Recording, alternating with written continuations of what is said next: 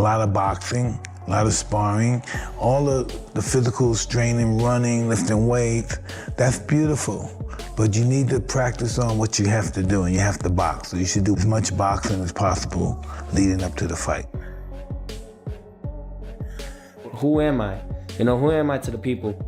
I have a kid now, like I said before. Honestly, it's just that fatherhood time. I haven't yet spent much more time with my son as I would want to. And he'll understand that as he gets older. If I can see, how can I change and how can I give my son more knowledge rather than luxury things, then I'm gonna do that. And the take back is really just about inspiring others like we always do, and grabbing everything, becoming a 2-time undisputed world champion, breaking history, making more records, doing things that people have yet to see. And I'm just grateful to even be here, honestly. You're hitting the bag, right? I see you hitting it when you walk. I want you to do like this and boom, boom, boom, boom. You keep for boom, boom, boom, boom. How long you can do that? 1, 2, 1, 2, 1, 2. They come, boom, they punch, boom, boom, boom, boom, boom. And of course, hard work pays off. So this is where it shows. And yeah, man, I think that's the hardest part, though, is taking it all in. I think that's the hardest part, taking it all in. Because I want more. I'm not happy. I'm not satisfied yet. I need more. What else more you want? Is more boxing can give you? I need to put my foot in their neck, Mike. Oh, you want to hurt people? I want to hurt them. That's a good one. You know what? You know what I love about you, Mike? Is that right there. You always wanted your foot on their neck. Yeah. And I love that because it's the best feeling, man. That's what the believe it or not, that's what the people want. Yeah, of course. People want that. Have you ever felt that moment when boxing suddenly feels like a chess match, where every move matters and everyone involved is quietly positioning themselves to win? Not only the fight, but the story around it. That's exactly the energy surrounding this matchup right now.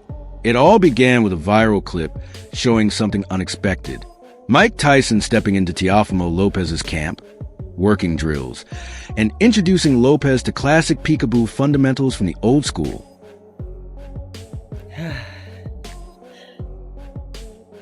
I just say to God, I need your help here. Because I'm about to do something that I'm not built to do, and that's quit.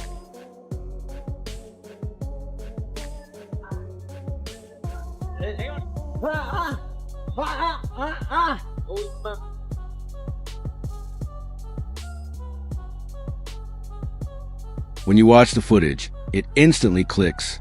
Iron Mike is there sharpening reflexes, running slip and counter drills, and bringing that unmistakable presence of someone who stood at the very top of the sport. This wasn't just a brief appearance. The clip spread rapidly across social media, clearly showing Tyson offering his experience and insight to help shape Lopez's preparation.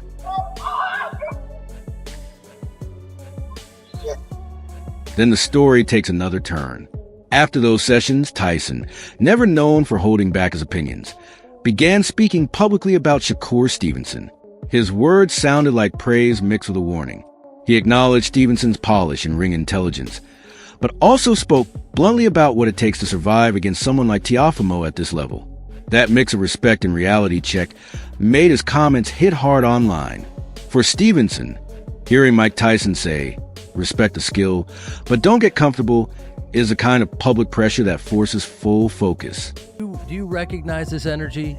Energy is beautiful, but we need something to match it. We need some. Can't nobody match this energy, Mike. Come on. I know, but you're looking at it, and this used to be a space that you lived in. There's no doubt about it. That's why I'm getting excited with the other opponent.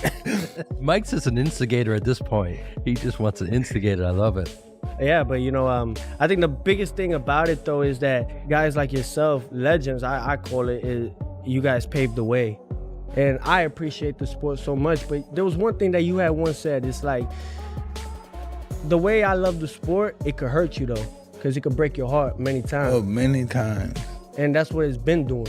Man. I love it. I love the sport, but my biggest thing now, my goal is not about... yes, the financial funds and all that, absolutely. Get paid, we risk our lives. But the whole thing is about making the fights happen. So let's be honest. What does it really mean when Tyson, the man who redefined power and intimidation in the ring, takes time to work with a young fighter like Lopez? First, it shifts the narrative. It signals that Lopez isn't just training hard. He's absorbing proven, battle-tested knowledge.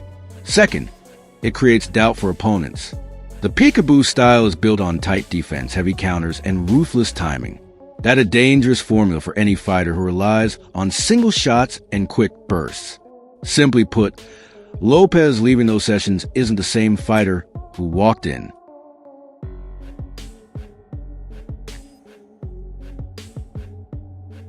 So, where does Stevenson fit into all of this? For fans who love storylines, it's the perfect triangle. Stevenson, the slick defensive artist. Lopez, the explosive and confident puncher. And Tyson, the unpredictable mentor quietly sharpening Lopez's weapons. Tyson's comments serve two purposes. They validate Stevenson's skill while hinting that Lopez may approach this fight in an unexpected way. That psychological edge matters. Because in big fights, momentum often starts with what fighters believe about each other before the opening bell. The further you pull your hand back, the harder you punch, but it's not. Punching comes with relaxation, real good pinpoint accuracy punching. You can hit a guy with pop and boom. Now, let's break it down technically. Here's where Tyson's influence could really impact the matchup. Shakur's greatest strengths are distance control, head movement, and his ability to turn defense into offense with surgical precision. Inside the ring, he operates like a watchmaker, making tiny adjustments, managing timing, and exploiting space with precision. 3, 2, 1, relax. Yeah, pop up, push through. 3, press, 1, 2, 3, back flat.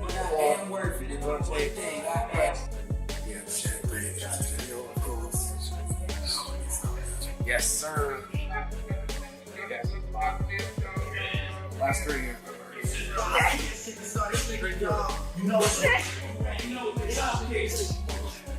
Lopez, on the other hand, is more like a wrecking ball guided by a plan. He's explosive, confident, and capable of ending a round with one perfectly timed sequence. Peekaboo boxing isn't about looking flashy. It's about making chaos efficient. Tight guard, educated head movement, and perfectly timed counters. If Lopez absorbs even part of that approach, he can close distance while limiting risk. That's a serious problem for anyone trying to keep the fight clean and controlled. Before, he knows the in and out about fighting, and it's just that we had to transfer that because he's using his legs and elbows and everything, and grabbing. So we kind of, I don't know, did a new foundation and made him more elusive. You know, made him more elusive. He throws his punches with just bad intentions. And I used to believe Now, picture the tactical battle. Stevenson's ideal strategy is clear. Control range, establish the jab, cut angles, and frustrate Lopez until mistakes appear. That plan assumes Lopez will overreach out of impatience. But if Lopez now brings tighter movement and sudden compact counters, Stevenson may lose some of the space he depends on. Tyson's guidance isn't a guarantee of victory. No one is claiming Lopez will transform overnight. But even reducing Stevenson's freedom forces tougher exchanges and moments he'd rather avoid. That's why Tyson's words feel more like a warning than hype. The chess match is far from finished. After that, you can't go out there toe-to-toe slugging. You gotta cut him off, chase him. Cut the ring off. Yeah. I think he's got good footwork. And he has good speed, too. He's got great speed. He's got great power. Now, zoom out to the human element. Tyson issuing a cautionary message about Stevenson is also a media move. It fuels headlines, sparks debates, and pulls fans deeper into the storyline. That's boxing. Legends push younger fighters because it sells fights and sharpens minds. If Stevenson sees this online, he has two options. Use it as fuel or let it distract him. Champions usually turn that noise into motivation, extra rounds, and sharper preparation. History shows that the best fighters use doubt to refine details, not derail focus.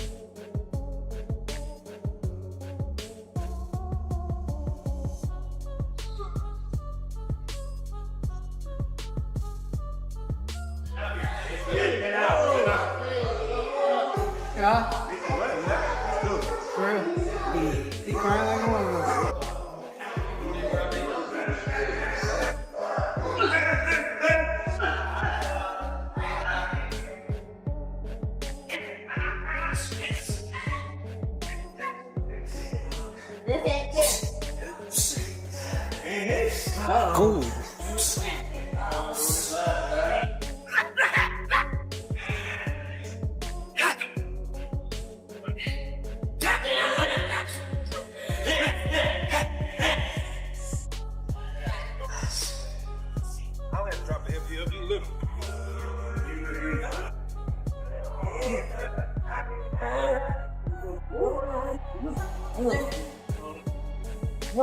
This is where fans and analysts start speculating. Is Tyson's involvement partly strategic theater? Could the Lopez camp be planting psychological pressure into Stevenson's world? Possibly. Boxing is as much mental as it is physical. A viral clip of Tyson leaning over Lopez, sharing secrets, forces a reaction, whether public or private. And reactions reveal strategy. Does Stevenson's team respond with sparring footage? Do they highlight his defensive brilliance in interviews? The social battle becomes another round. And yes, new footage from Shakur's camp has surfaced. But don't confuse storylines with reality. Stevenson's film still shows elite movement, timing, and composure. Tyson's message isn't doom. It's a reminder to stay sharp. And champions thrive on reminders.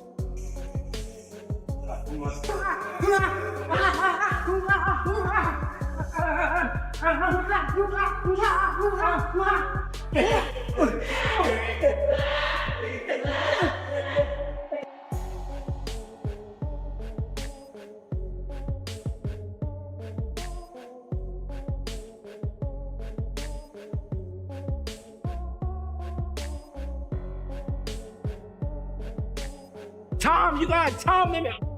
January 31st. Cool gonna beat your. Yeah, put that in there. Loosen up a little bit. Shadow boxing, get some sparring. Maybe about 8 to 10 rounds. And everybody talking about Teo gonna win. Y'all all know that he gonna lose, bro. Shakur actually fight accurate people, like not bums. Like he fought Oscar Valdez. Tank pulled out the fight because he's scared. Ryan Garcia's scared. Like they all scared. Even Devin Haney. Shakur gonna stop him this easy. That's so easy. Y'all already know the question. Shakur on top. I got it. 1 foot.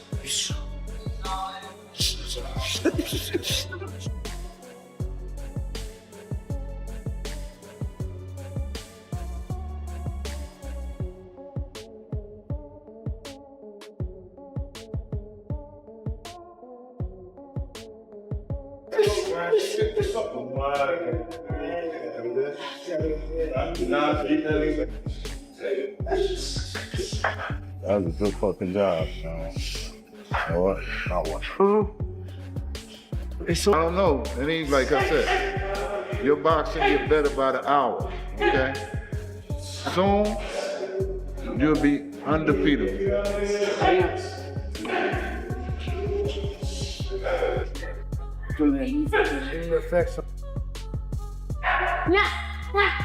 Niggas will all be just sitting back. You saw him waiting though, right? Let's turn up the heat. Predicting the outcome is fun, but the real story is the drama.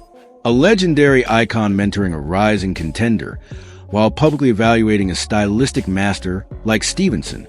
It's classic boxing theater. Past meets present. Ego meets craft. The media fills in the rest. On fight night, all the speculation will either matter or fade into background noise. But the build-up, Tyson's coaching clips and cautionary comments has already deepened the story, and that makes it even better. It all works hand in hand. It flows like water, as Bruce Lee says. And let me tell you, Tyson Fury said it doesn't matter if he has Muhammad Ali, Bruce Lee, and Mike Tyson training him. The fact of the matter is, all of those three combined are a novelty of the cuss style, of a boxing style that Mike knows like the back of his hand. And so what should viewers focus on when the fight begins? First, watch how Lopez moves after working with Tyson. Is his defense tighter? Are his entries more compact? Second, see whether Stevenson's footwork remains untouched or starts to get crowded. Does Lopez close distance faster, or does Shakur create even smarter angles? Third, pay attention to the mental side. How do both men handle pressure early? The opening exchanges will reveal a lot. If Tyson's influence shows immediately, that will dominate headlines afterward. Right fight for you, Teo? The best fighting the best. And I think that since, you know, after a tremendous performance by Crawford against Canelo, you see that type of fight and the magnitude it brings, you know, you want to emulate it. You could have fought anybody as well. 135, look for unification. For you, why was this the right one? If you look in and around my weight class, I can't get the other big fighters to get in the ring. So you got to go to somebody who's willing to do it, and he was willing to do it, so now we're here. What do you think of Shakur, his style? Great fighter. Good fighter. He knows how to fight. He knows how to box inside, outside. He knows how to use his lateral movement. So I think that all those things I need in order to enhance my skill sets and also to challenge myself, because we can't say we are the best if we don't see it or look for it or even go out there and test it. You've been critical of him, though, over recent months. Like you said, he had the power of a 6-year-old at one point on social media. You did, yeah. You had a lot of tweets over there. I don't even remember. Dang. I don't even know what I'd be doing. But you seem to believe that 140 may be a bridge too far for him, a step too far for him. Shakur was honestly the most flawless from 123 all the way down to 114. Since then, he's had his shares of victories. I think 135 was his top tier. 140, I think we just gotta wait and see. You know what I mean? And those early moments can define the entire story. If Tyson's influence appears right away in Lopez's performance, that becomes a narrative everyone runs with. But here's a reality check. Clips don't win fights.